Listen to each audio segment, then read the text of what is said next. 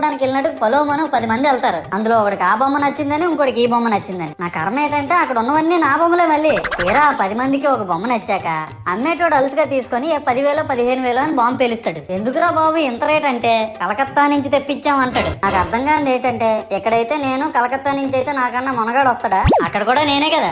ఇలా నన్ను బజార్లో పెట్టి బేరం ఆడి నా మొహానికి ముసుగేసి వ్యాన్ ఎక్కిస్తారు. ఆ వ్యాన్ డ్రైవర్ గాడు నేను ఉన్నానని కూడా చూడకుండా ఏదో ఆలోచించుకుంటా డ్రైవ్ చేస్తా గతకల్లో గబ్బి గుబ్బి అని తించేసి నా కాల్లో చెయ్యి ఇరగొట్టేస్తాడు. ఈ విషయం చందాలు ఇచ్చిన చిన్నోళ్ళకి తెలిస్తే మళ్ళీ ఇరిగిపోయిన బొమ్మ పెట్టకూడదని ఏ బొమ్మ రాసి కవర్ చేసేస్తాడు. సరేలే జరిగిందేదో జరిగింది, నా భక్తులే కదా కూల్ బ్రో అని చిల్లయ్యే లోపు నన్ను పందిర్లో పెట్టి ముసుగు తీసి నాకన్నా పొడుగుండే సౌండ్ బాక్సులు 2 నా చెవులు పక్కన పెట్టి డీజే గణేష్ బ్రో అని చెప్పి నా పాటలను కూని చేస్తారు. సరేలే పిల్లలు కదా ఇప్పుడు కాకపోతే ఎప్పుడు ఎంజాయ్ చేస్తారు, కాసేపట్లో పూజ స్టార్ట్ చేస్తారని వెయిట్ చేస్తా ఉంటే ఆ 5 రూపాయల వ్రతకల్పన బుక్ చూస్తే ఎక్కడ లేని కోపం వస్తుంది. ఏరా నాకు అర్థం కాదు, ఎన్ని సంవత్సరాల నుంచి